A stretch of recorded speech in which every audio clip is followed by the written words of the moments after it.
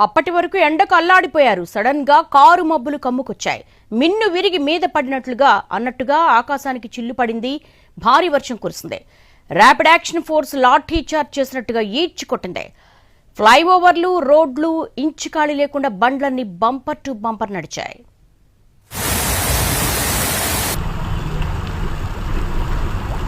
హైదరాబాద్ సహా ఉత్తర తెలంగాణలో పలు జిల్లాల్లో మోస్తరు నుంచి భారీ వర్షం పడింది. నిజామాబాద్, సిద్దిపేట, మేడ్చల్, మల్కాజ్గిరి జిల్లాల్లో భీకరంగా వాన పడింది.